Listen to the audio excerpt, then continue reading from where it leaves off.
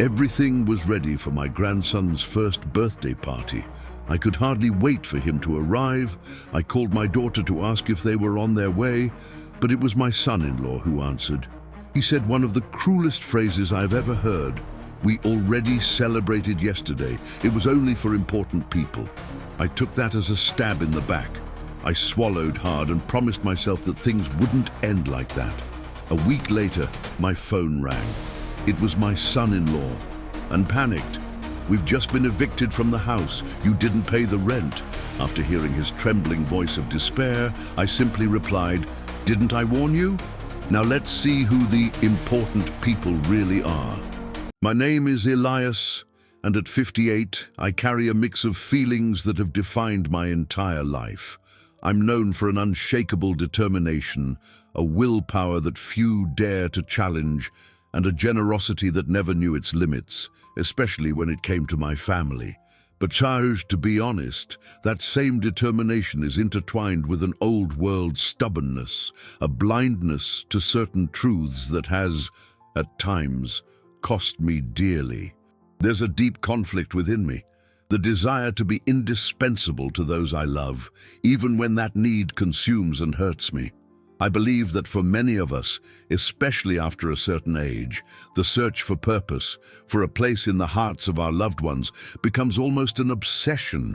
And it was precisely this search, mixed with an overwhelming love, that cast me into the abyss of one of the greatest pains of my existence.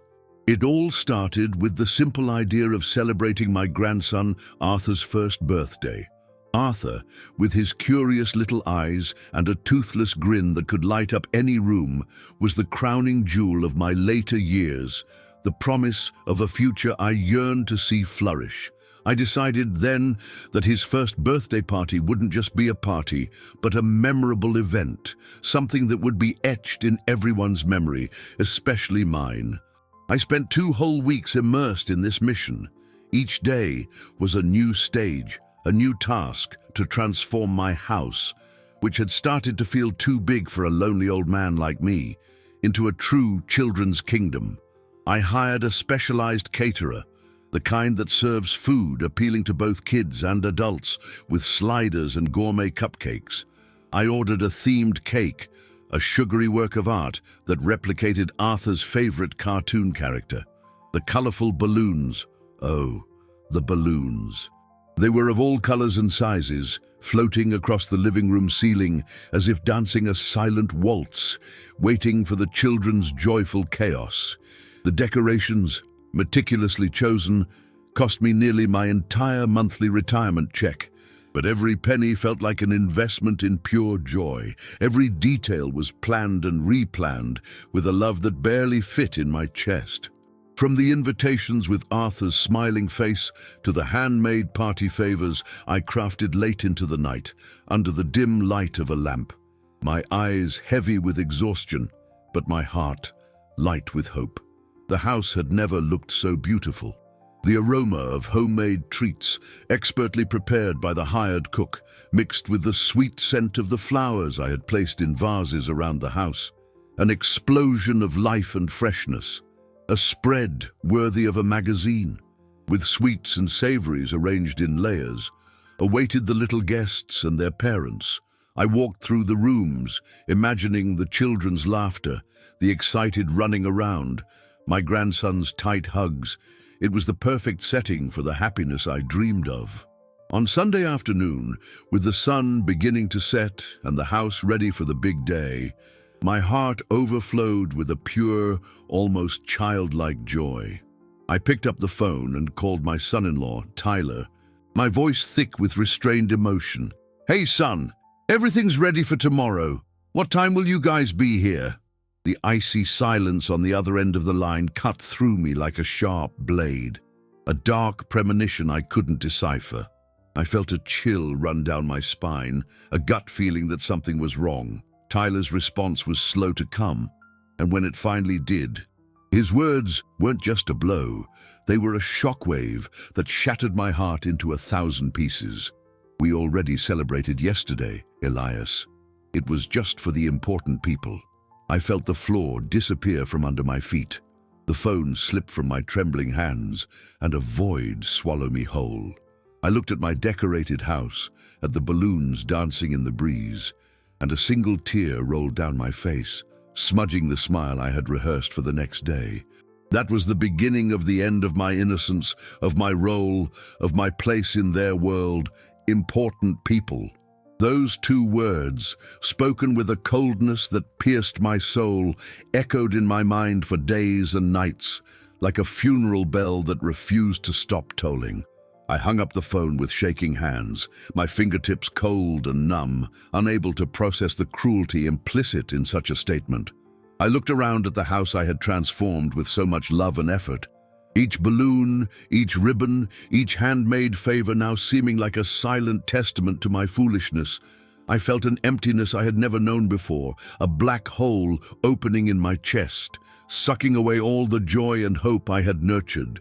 I, Elias, the man who had always seen himself as a pillar of support, a safe harbor for his family, had just been declared disposable, and worse, not just disposable, but irrelevant. For years, I had quietly helped with the young couple's expenses. It was my silent way of supporting them without making them feel dependent, of ensuring my daughter and grandson had the comfort and stability I always wanted for them. The money, the fruit of a lifetime of hard work and sacrifice, was an invisible link that connected me to them, tangible proof of my love. It was the mortgage payment on their condo, Arthur's daycare tuition, a little extra for groceries when I sensed things were tight. I never asked for recognition, never expected applause. My reward was seeing them happy, seeing my daughter smile, knowing Arthur had everything he needed. But now, Tyler's phrase had broken that link, rendering my generosity worthless. If I wasn't important enough for my grandson's party, maybe I wasn't important enough for other things. This idea, born of the deepest hurt, began to take root in my heart. On Monday, as the sun rose over a silent house still dressed for a party that would never happen, I made a decision. It was a decision made not with explosive anger, but with a calculated coldness, a mirror of the one I had received. I decided not to make the payment I always made, the one that covered their essential bills. My hands, which had previously trembled with pain, were now steady, moved by a newfound bitterness. If I wasn't important enough for my grandson's party, maybe I wasn't important enough for other things. It was a brutal logic, I knew, but the pain of exclusion was so overwhelming that it prevented me from seeing clearly. I hoped, perhaps naively, that my daughter and son-in-law would notice my absence, that they would miss my support and understand the depth of my pain. 3 days later, the silence of my phone was abruptly broken. It was my daughter, Helena, and the desperation in her voice was palpable, almost a wail. "Dad, what happened? The bills weren't paid."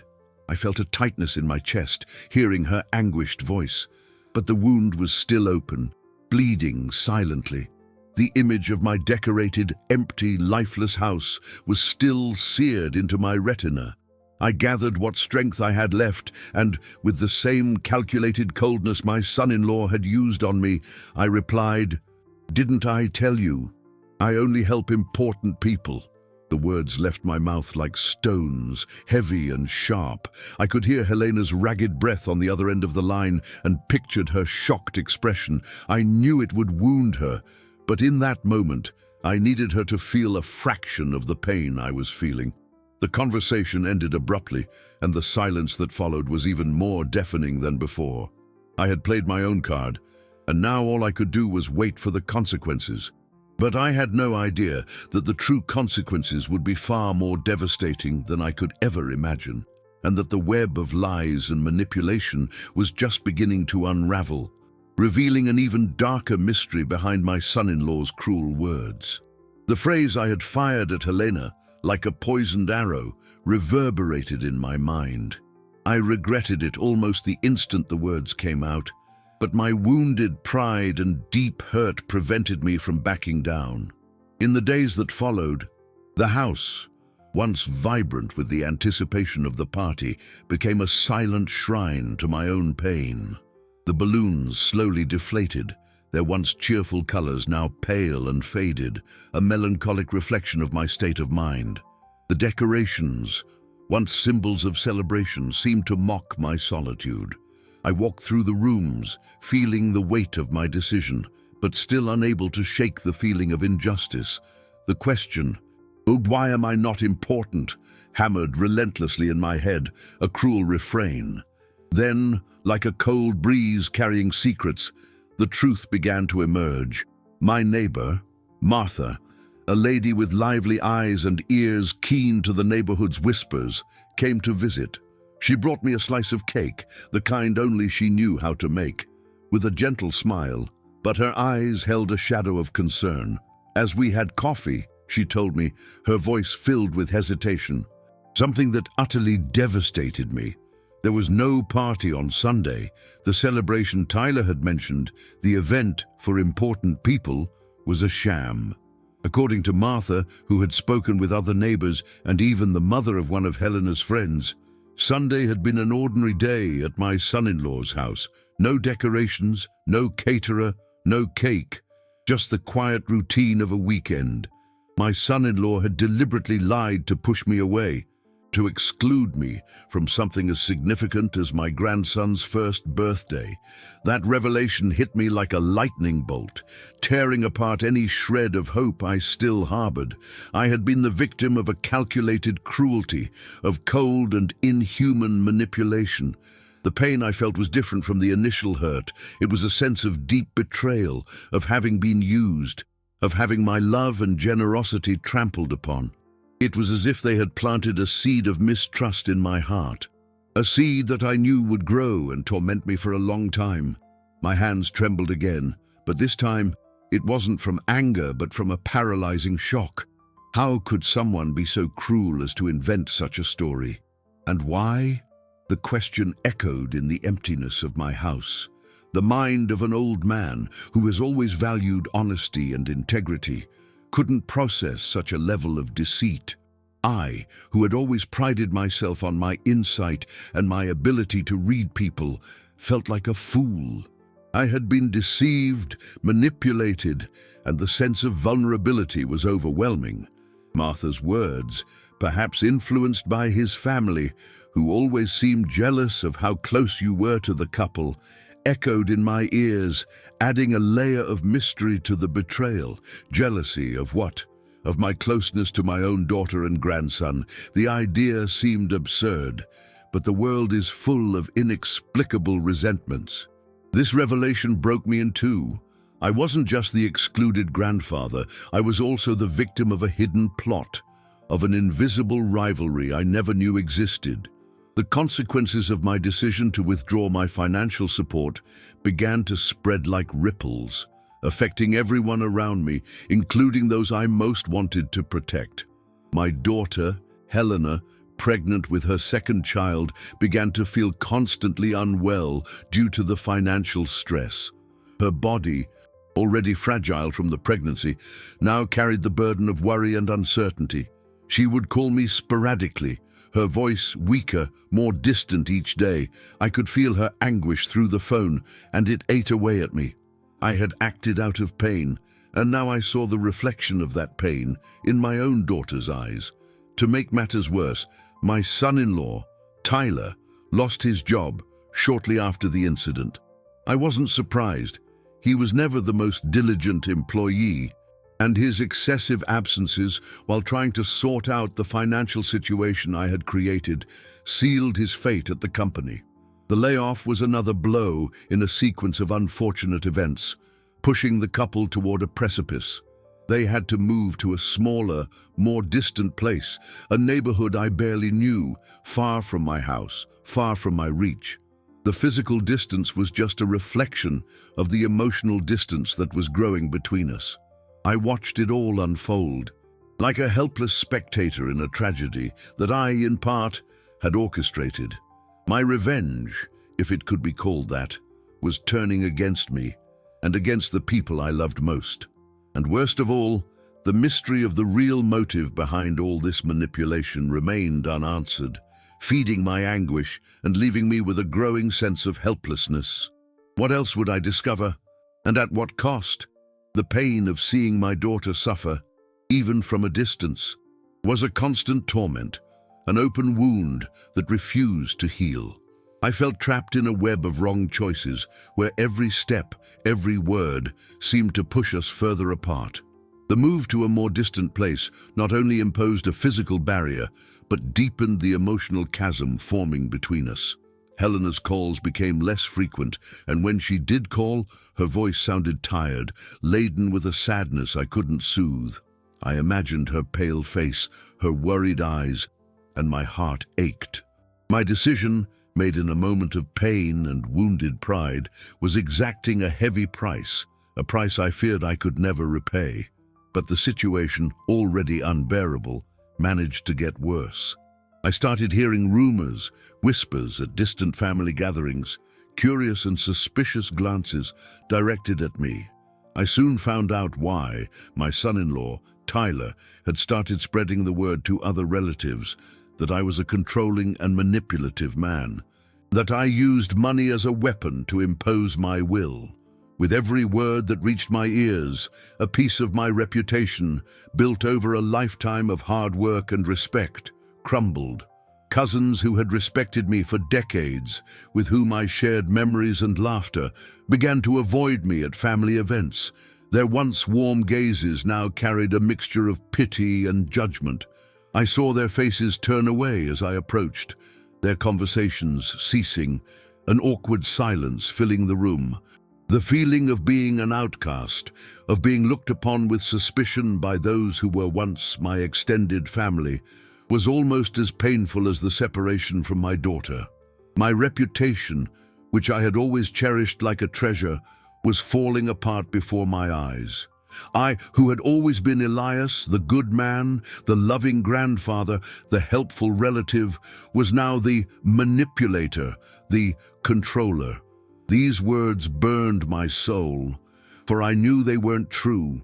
But how could I prove it against such a well-orchestrated narrative? The injustice consumed me. I wanted to scream, to explain, but pride and shame paralyzed me. How could I, the strong man, admit to a family that believed in gossip that I had been humiliated and excluded from my own grandson's party? The thought of justifying myself felt like an even greater defeat.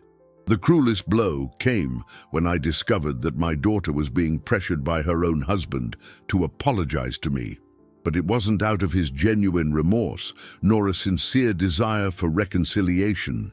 It was, once again, a strategic move, a means to restore the financial support I had cut off. The revelation came through a great-aunt, a woman of few words but great insight, who noticed the sadness in Helena's eyes and overheard fragments of conversations. Knowing that my daughter, in her vulnerability, was being used as a pawn in a game of interests, enraged me. But the anger soon gave way to a deep pain, seeing how desperate she must have been to consider such a ploy. Helena, my sweet Helena, had even started looking for a job, despite being pregnant and having a small child to care for. She was trying to compensate for the loss of my help, seeking a way to stabilize the family without depending on her husband's or my goodwill. The image of her, with her growing belly and dark circles under her eyes, going from place to place looking for work, ate away at me. Seeing my daughter withering, wearing herself out, made me question my own actions even more vehemently. My revenge was being directed at the wrong person, hurting the one I most wanted to protect. It was a cruel paradox, and I felt powerless to reverse the situation. The distance, the lies, and the manipulation were turning my family into a minefield of misunderstandings and suffering. The isolation intensified, becoming a dense fog that enveloped me. I learned, by chance, that they were organizing their wedding anniversary party, again without inviting me. The exclusion, once painful, had now become a pattern, a wound that opened and reopened with each new piece of news. But what hurt me most was my grandson, Arthur, my little Arthur, who used to run into my arms with a radiant smile, now looked at me with a strange confusion on the rare occasions we met. His big, curious eyes, once filled with joy at seeing me, now displayed a childlike bewilderment, an invisible barrier that he didn't know how or why had been erected. The distance was creating a barrier between us that seemed insurmountable, a glass wall that allowed me to see him but not touch him, not hug him as I longed to. That little being, so innocent, was being dragged into the middle of a dispute that wasn't his. And I, the grandfather who loved him so much, found myself helpless, watching my own grandson drift away, a little piece of my soul slipping away with each passing day. What more had to happen for this web of lies and pain to finally unravel? And would there be time for me to fix what I had broken? With each passing day, the weight of my exclusion and my family's pain became more unbearable. The image of my grandson looking at me strangely, my daughter's tired voice on the phone, the judgmental stares from my own relatives, it all swirled into a vortex of anguish that robbed me of sleep and appetite. I felt like a ship adrift, without a compass, on a sea of uncertainty and remorse. The stubbornness that had always defined me, once seen as a virtue, now seemed like a curse, a force preventing me from swallowing my pride and seeking reconciliation. But something still held me back, a feeling that there was more behind all this cruelty than I could see. The final straw, the moment that made me question everything, came like a bolt from the blue. I received a formal notice, an envelope bearing the letterhead of a law firm, something I never expected in my quiet, retired life. With trembling hands, I opened the document, and my eyes scanned the cold, legalistic lines that seemed to accuse me. My son-in-law had contacted a lawyer to try to sue me for financial abandonment, claiming I had a legal obligation to continue supporting them. The legal threat terrified me. To lose my house, my retirement savings, the fruit of a lifetime of work and hardship, everything I had fought for, everything I had built, could be torn away from me by such an absurd and baseless claim. Fear paralyzed me. The injustice was infuriating, but the reality of the situation was even more frightening. I, a man of principle, was being accused of something I would never do willingly. The idea of having to fight my daughter's family in court, of having to expose my vulnerabilities before a judge, was unimaginable. Sleepless nights became more frequent, and I would find myself pacing through the house, my body heavy, my mind racing with worry. What would I do? How could I defend myself against such a vile accusation? The anger and resentment gave way to a cold, overwhelming panic. For weeks of anguish, I watched from afar as my family fell apart, like a house of cards collapsing in the wind. My daughter was losing weight visibly, her once vibrant features now marked by exhaustion and sadness. I would see her occasionally from a distance, at the grocery store or on the street, and she seemed to shrink with each passing day. My grandson, Arthur, was growing up without my presence, without my hugs, without my bedtime stories. That bond that united us, which I thought was unbreakable, was silently fraying. I had become a stranger in the lives of the people I loved most, a ghost watching from the sidelines the ruin that I had, in part, helped to create. The pain of separation was almost unbearable, especially when I learned that my grandson had taken his first steps, and I wasn't there to witness it. The news, which reached me through a neighbor who had seen a video on someone's phone, stabbed me like a knife. Those first steps, such a significant milestone in a child's life, a moment of pure magic, had happened without me. I pictured Arthur toddling along, his arms outstretched, his parents cheering, and a silent tear streamed down my face. Losing these moments, these treasures that can never be recovered, was the cruelest punishment I could receive. The psychological pressure led me to question whether I had overreacted. Maybe I should have swallowed the humiliation and continued to be the silent provider, the invisible pillar that held up the structure of their lives. Maybe my pride was too great, my pain too selfish.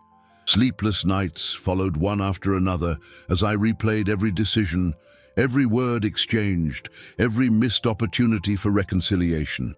My old world stubbornness, which once seemed like a strength, now revealed itself as a heavy burden, an insurmountable barrier between me and my family. I wondered if I was acting on principle or out of an emotional blindness that prevented me from seeing the suffering of others, especially that of my daughter and grandson.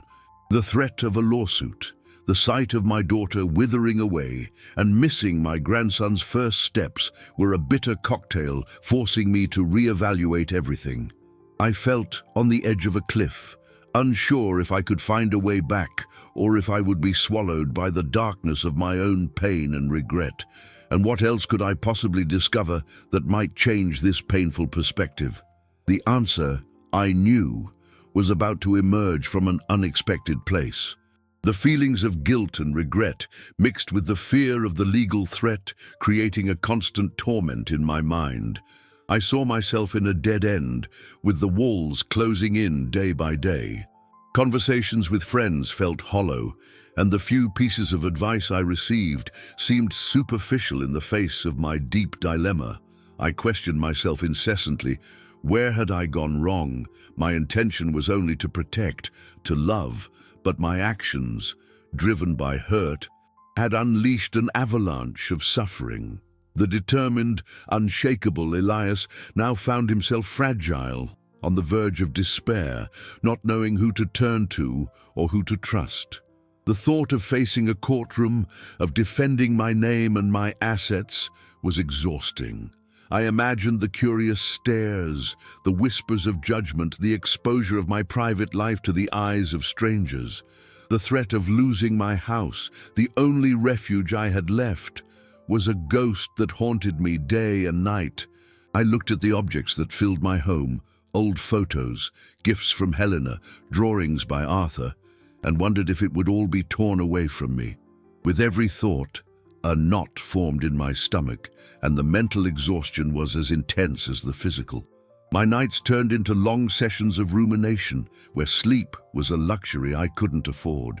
In the midst of this darkness, my sister, Lucy, a woman of great strength and an immense heart, appeared like a ray of hope. Lucy had always been my confidant, the person I could vent to without fear of judgment. She visited me one day, her eyes filled with concern, and asked me to tell her everything without holding back any details. I poured out all my anguish, the story of the party that never was, the exclusion, the decision to cut off my help, the threat of a lawsuit, Helena's suffering, and the distance from Arthur. She listened in silence, her hand on my shoulder, providing a comfort I didn't know I needed. When I finished, a lump in my throat dissolved, but the pain was still there. Lucy, with her unique wisdom, looked me in the eyes and said, her voice choked with emotion, "Elias, my brother, something isn't right with this story. Tyler would never be capable of such cruelty on his own.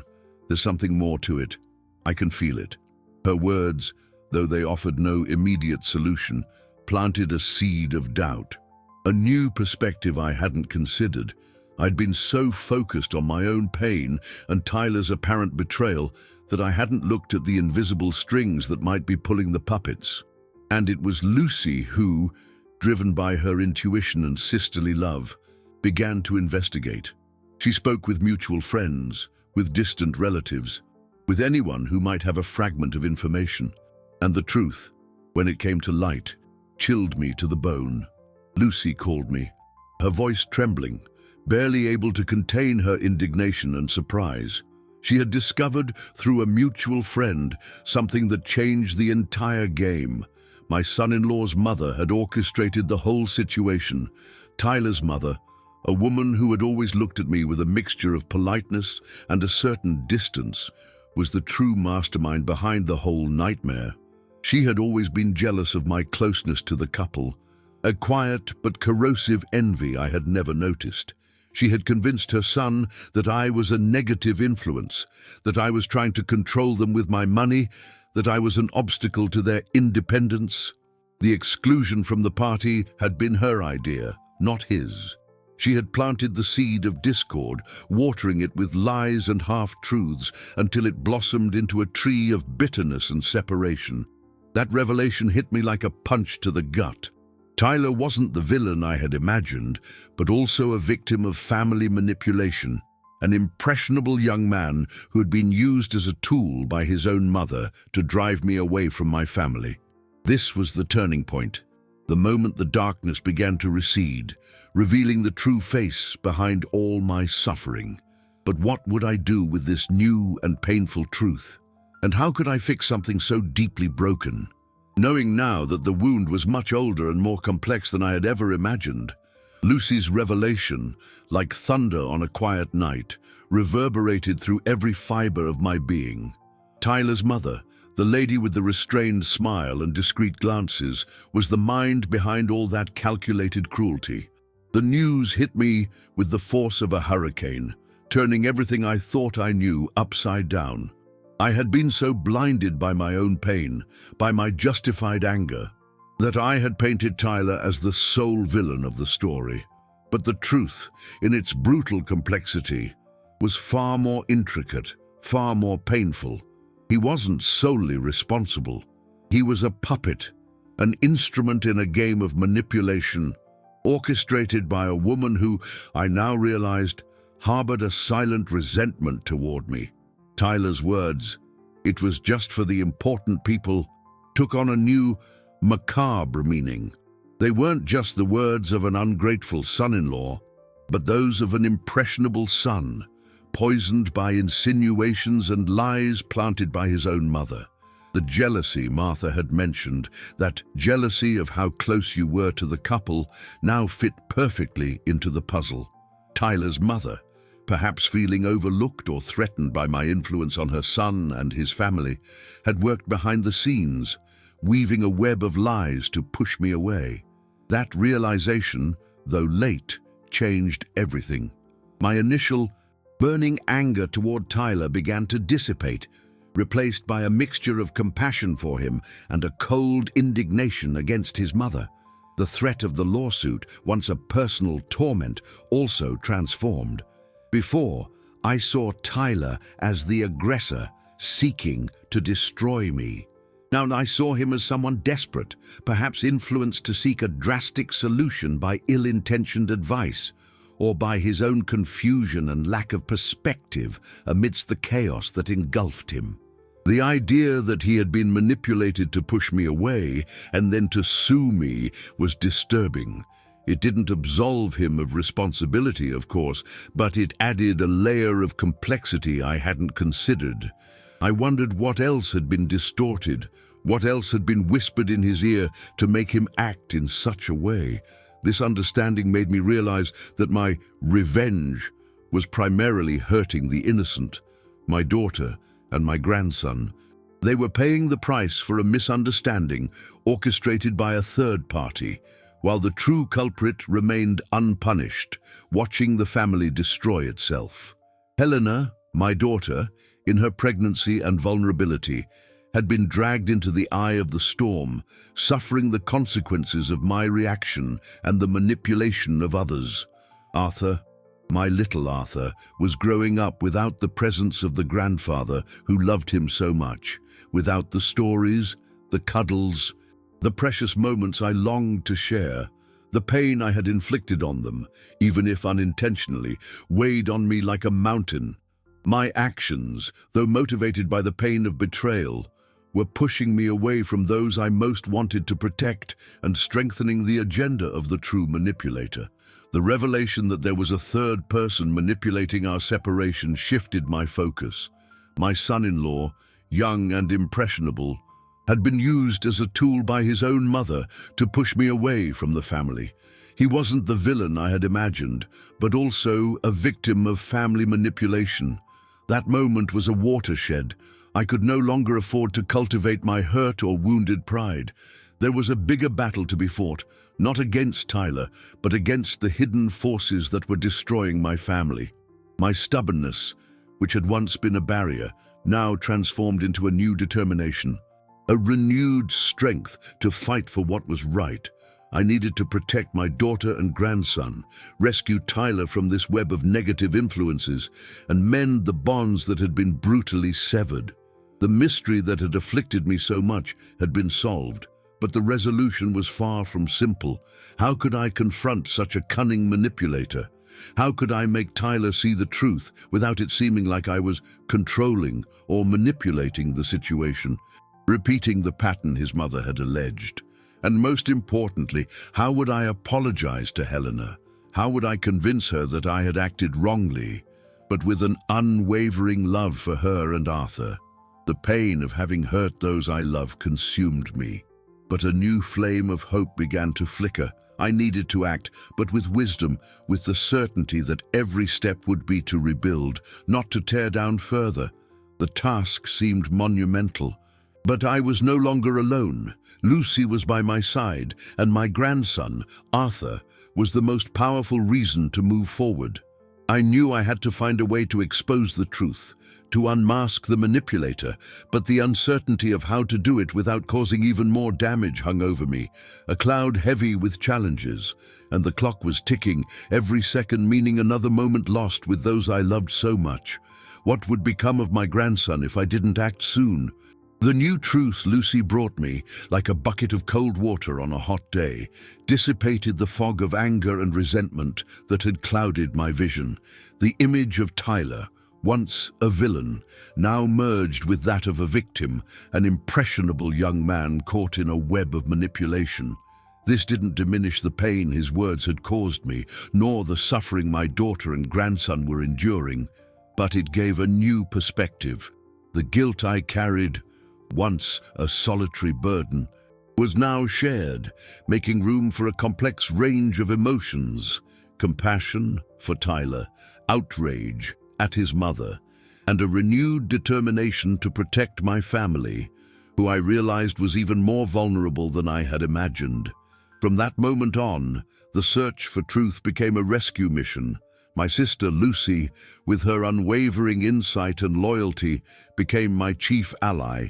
She helped me see the facts more clearly, to untangle the knots of that intricate web. "Elias," she told me one day, her voice filled with conviction, "you're not the monster they're painting you to be. You made a mistake, yes, by letting your hurt speak louder, but your intention was never to harm. Your intention was always to love." Her words were a balm to my wounded soul, a permission to forgive myself a little, to push away the self-condemnation that consumed me. Together, we began to formulate a plan to unmask the true culprit and bring the family back together. The first step was to understand the extent of Tyler's mother's manipulation. Lucy, with her social skills and vast network of contacts, began to discreetly probe the situation. She talked to relatives, mutual friends, neighbors, always with an air of genuine concern for Helena and Arthur's well-being. That's how we discovered that Tyler's mother, Sonia, had been feeding the idea for some time that I was overly meddlesome, that my financial support was a form of control, and that my closeness to Helena and Arthur was a threat to her family's unity. She twisted every gesture of affection, every offer of help, turning them into acts of manipulation. The anger I felt upon discovering the extent of Sonia's scheme was overwhelming. It was a different kind of anger than the initial one, not directed at Tyler, but at a woman who was deliberately destroying our family out of jealousy and insecurity. My daughter and grandson were pawns in a petty game, and Tyler, a son who let himself be swayed by his own mother's words without questioning the true intentions behind them. I realized the battle wasn't just to reverse the situation, but to expose the truth, so that everyone could see the manipulator's true face. But how could I do that without it seeming like I, in turn, was manipulating the situation or sowing discord? While Lucy investigated, I focused on a more difficult task, reconnecting with Helena. The initial attempts were always tense, filled with uncomfortable silences. I could feel her pain, her frustration, her confusion. She was caught in the crossfire, torn between the father who had abandoned her financially and the husband who seemed to be bending over backward to resolve the crisis. I couldn't tell her about Sonia's manipulation yet, not without more concrete proof, and not before I was sure she would be ready to hear it. My daughter was pregnant, stressed, and I didn't want to add another emotional burden to her plate. In one of our few conversations, my voice thick with emotion, I tried to express my regret. "Helena," I said, feeling my throat tighten. "I'm so sorry for the pain I've caused. I acted wrongly, driven by hurt, but it was never my intention to hurt you or Arthur." She didn't respond immediately, but I heard a heavy sigh on the other end of the line. I knew a simple apology wouldn't erase the weeks of suffering, but it was a start. Every day, I made an effort to send more loving messages, to remind her of my unconditional love, without mentioning money or the crisis. I knew the bridge between us was fragile, and that it would take a lot of patience and gentleness to rebuild it. The transformation within me was underway, from a wounded man to a father and grandfather determined to fix what had been broken, no matter the cost. The next step would be the most difficult, confronting Tyler and, through him, the truth that could set us all free. But how would he react? And how would Sonia react to this revelation? The tension was mounting, and I felt that the climax of our story was near. Lucy's determination to uncover the truth was a beacon in my darkness. She continued her search for information, and each new piece of the puzzle revealed the depth of Sonia's web of manipulation. My sister discovered that Tyler's mother had not only convinced him that my financial support was a form of control, but had also distorted my intentions in other areas, creating an image of me as a domineering and jealous man. She had planted seeds of distrust about my character in every conversation with Tyler, feeding his insecurities and gradually pushing him away from me. Lucy realized that Sonia skillfully used Tyler's weaknesses, his lack of experience, his professional and financial insecurity, to weave the narrative that favored her, turning him against me. This revelation made me see Tyler in a new light. I, who had always been a strong and self-sufficient man, had underestimated the power of family influence, especially that of a mother over a son. The pressure Tyler was under, both from his mother and the worsening financial situation, must have been immense. He wasn't just manipulated, he was also a victim of a vicious cycle of dependency and control. The compassion I began to feel for him was mixed with a bitter pain, knowing he was also suffering the consequences of a plot that was not entirely his own. I needed to reach him, to show him the truth, to free him from his mother's control. Rebuilding my relationship with Helena was an arduous path. I understood that trust, once broken, is not repaired overnight. In my messages and rare conversations, I tried to be as transparent as possible about my feelings without touching on the accusations against Tyler or his mother. "I miss you both, sweetie," I would write. "I miss Arthur's laughter, your hugs. I love you more than anything. And I want you to know my love is unconditional." Helena's replies were short, but gradually I began to feel a slight shift in her tone, a small opening.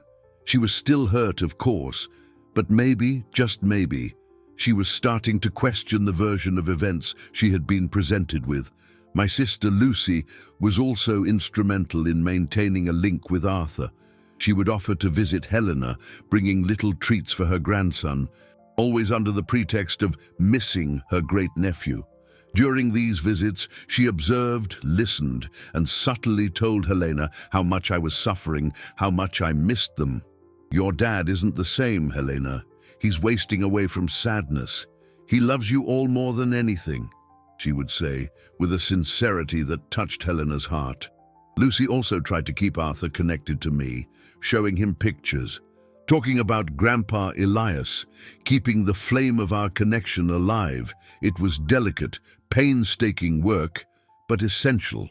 Helena and Tyler's financial situation, without my support, deteriorated rapidly, and this was a factor that Tyler's mother used to her advantage, showing Tyler the result of my actions.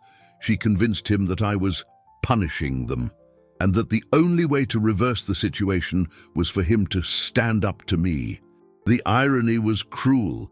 While she manipulated him to fight against me, I was fighting to free him from her. The complexity of this dynamic exhausted me, but the image of Arthur gave me the strength to carry on. I needed to act, and soon. The turning point was approaching. Lucy had gathered enough information to give me the courage to confront Tyler directly. She had discovered details about Sonia's conversations with her son, excerpts from emails, and even a plan she had to pocket part of my financial help if I continued to provide it. It was the proof I needed. The plan was simple in its audacity. I would go to their house alone and present Tyler with the evidence Lucy had gathered.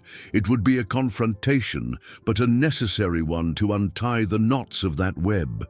I knew the meeting would be fraught with tension, pain, and hard-to-swallow truths. I needed to be firm, but also compassionate, reminding myself that Tyler was ultimately also a victim. My determination was renewed, but my heart was heavy. I didn't know how he would react, whether he would accept the truth or refuse to see his own mother's manipulation. The risk of him pushing me away for good was real, but the risk of not trying was even greater. I had to do this, for Helena, for Arthur, and for myself. The decision was made, and I felt that the fate of my family hung in the balance of that meeting.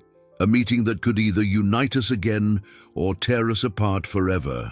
Uncertainty hung in the air, and I took a deep breath, preparing myself for what was to come.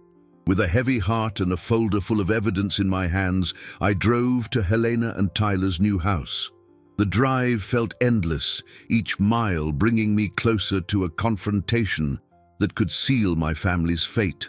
This was not a path of revenge, but one of hope, of a father and grandfather trying to reclaim what had been lost.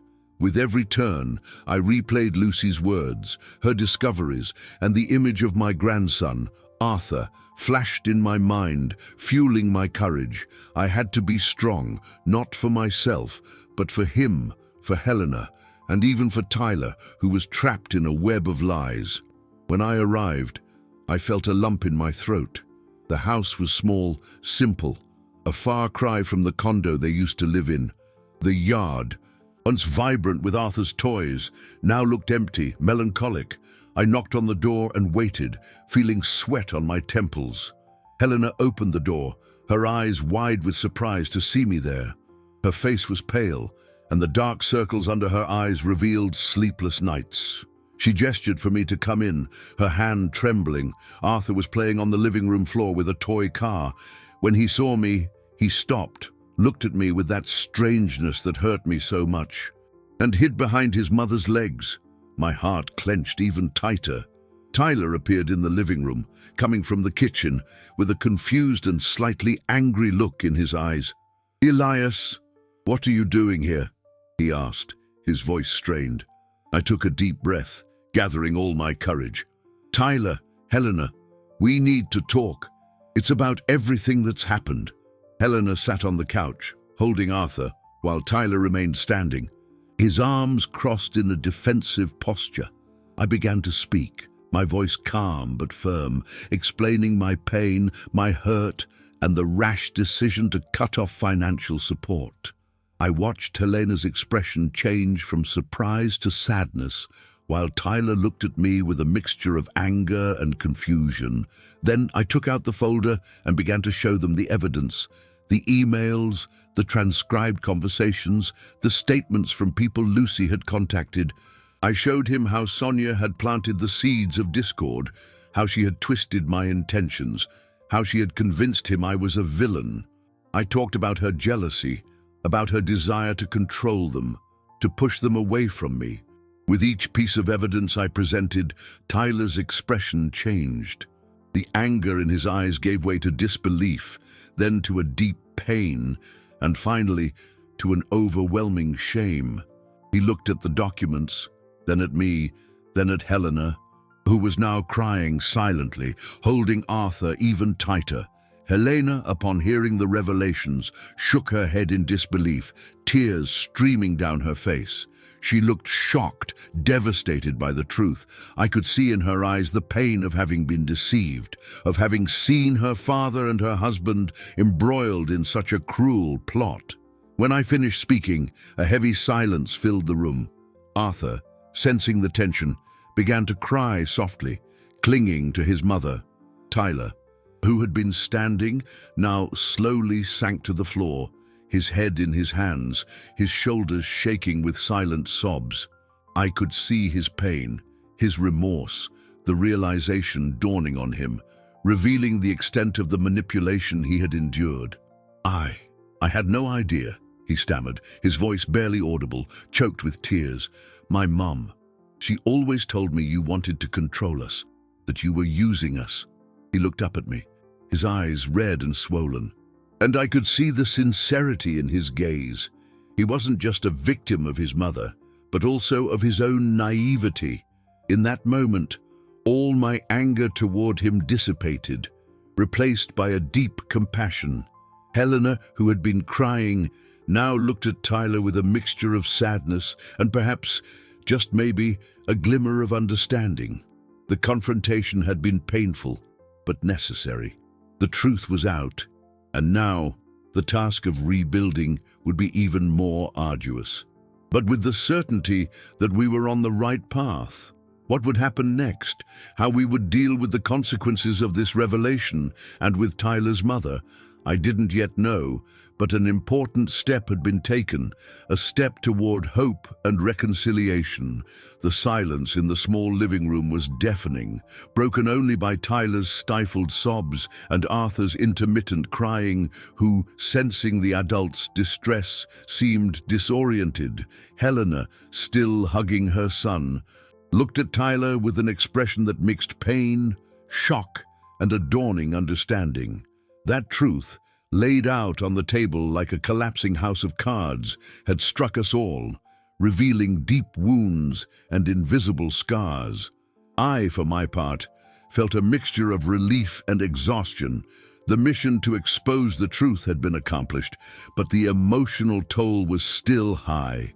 Tyler slowly raised his head, his face swollen and red, but his eyes, once filled with anger and resentment, now reflected a deep sadness and regret. I was an idiot, he managed to say, his voice hoarse. I believed everything my mom told me. She convinced me you were trying to manipulate us, that you wanted to push me away from my own family, to have Helena and Arthur all to yourself. His words were an echo of the lies Sonia had planted, and I could see how deeply that manipulation had infiltrated his mind. He looked like a lost boy, confronted with the harshness of a reality he had refused to see. Helena then spoke, her voice weak but carrying a strength I hadn't seen in weeks. Tyler, how could you? How could you believe all that and make me go through everything I went through, pregnant with our young son? Her words weren't an accusation, but a lament, a pain she had held in for too long. Tyler looked at her, and I saw the desperation in his eyes. He got up from the floor and knelt before her, his hands outstretched in a gesture of supplication. Forgive me, Helena. Forgive me for being so blind. I swear I'll never let my mother come between us again. In that moment, I realized the depth of his remorse. It wasn't just for offending me, but for causing pain to his own wife and child. The man I had painted as a villain was, in fact, a fragile young man, caught between loyalty to his mother and the need to protect his own family. The scene of Tyler, kneeling, begging Helena for forgiveness, moved me deeply. It was proof that the truth, however painful, had the power to set one free. I approached Helena and Tyler, extending a hand to him, helping him to his feet. We don't need any more hurt, son. We need unity. Your mother took advantage of your insecurities, but now the truth is out. What matters is what we do from now on." Helena, her eyes still teary, motioned for Tyler to sit beside her. She took his hand, and I saw a small glimmer of hope resurface in the room. Arthur's crying, which had subsided, was now just a whisper. The conversation continued, calmer, more open. Tyler explained in detail how his mother had manipulated him, how she had instigated the idea of the party for important people, and how she had pressured him to seek a lawyer to sue me, using the justification that I owed it to them. He confessed that, in his desperation, he had let himself be carried away, hoping to resolve the situation and please his mother. His confession, painful and full of shame, was a crucial step toward reconciliation. Helena, in turn, shared the anguish she had felt, the pressure of being pregnant with a young child and having to deal with the financial crisis and the distance from her father and husband. She confessed that she had considered asking friends for help, moving in with an aunt. Such was her distress. The truth, finally exposed, united us in a shared pain, but also in a new determination to overcome. This was the moment of greatest emotional tension, the climax of our journey, where the masks came off and the wounds were exposed. The road ahead would still be long and challenging, but for the first time in weeks, I felt there was a real chance for rebuilding, for healing. But how would they deal with Tyler's mother? And how would the family react to this new truth? Uncertainty hung in the air, but a promise of a better future now seemed possible. The air in the small room, once heavy with pain and revelations, began to feel lighter, though still weighed down by emotional exhaustion. Tyler, visibly shaken, couldn't stop apologizing to Helena, who, though still hurt, seemed to be absorbing the magnitude of the manipulation she had endured. I, as a silent observer, saw her eyes fix on Tyler, searching for sincerity, and saw them find genuine remorse. Arthur, calmer now, was nestled in Helena's lap, watching everyone with his curious little eyes, as if sensing the change in the atmosphere. The conversation, which had been a torrent of accusations and confessions, transformed into a softer dialogue, punctuated by thoughtful pauses. Helena, her voice still trembling, looked at me. "Dad, I'm so sorry I ever doubted you. I didn't know who to believe, and Tyler, he seemed so convinced." My hands reached for her, and I hugged her, feeling the warmth of her body, the belly where my second grandchild was growing. In that embrace, all the hurt seemed to dissolve, replaced by an unconditional love that had never really faded. It was a hug of forgiveness, of understanding, of a bond that, despite everything, had endured. Tyler, seeing us embrace, felt a little more at ease to express his own feelings. "I have no words for what I did, Elias, my mom. She's always had this ability to convince me of things, but I should have seen it. You've always been good to us. My own mother made me believe you were our enemy." His confession was painful but essential for healing. He seemed to have lifted a huge weight from his shoulders, the truth freeing him from the burden of lies.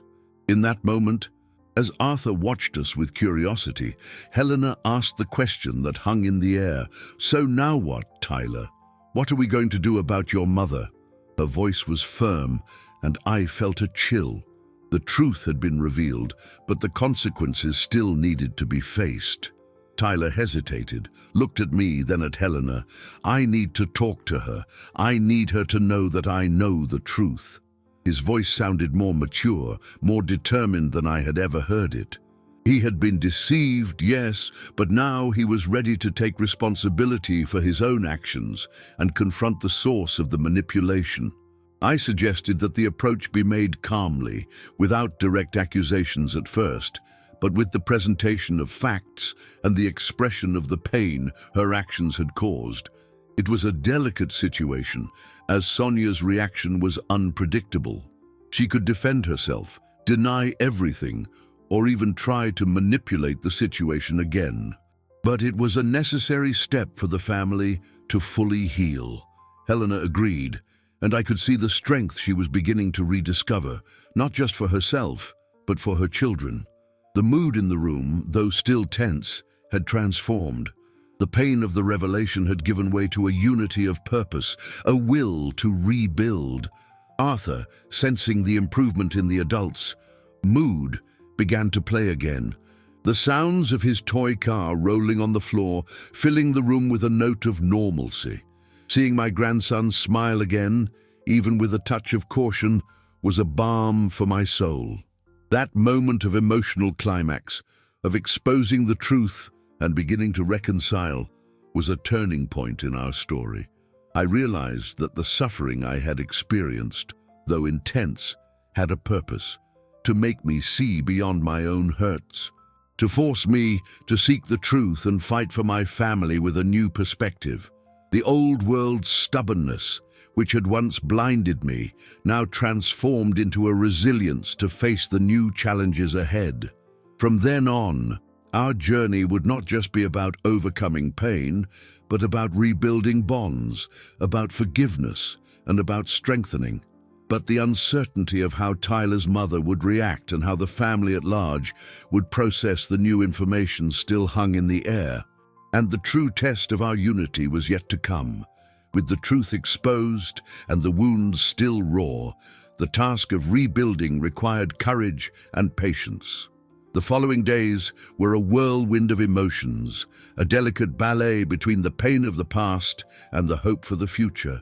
Tyler, now aware of his mother's manipulation, was visibly shaken. I saw him in reflective moods, lost in his own thoughts, processing the shock of familial betrayal. Helena, for her part, tried to balance forgiving her husband with the need to protect him from future manipulation, all while caring for Arthur and managing a more demanding pregnancy. My role was to be a foundation, offering quiet support and considered advice, without interfering too much, but always being present. The confrontation with Sonia was inevitable. Tyler, his voice carrying a new authority, decided he would be the one to speak with his mother. Helena, though still shaken, insisted on accompanying him, showing a unity that was crucial at that moment.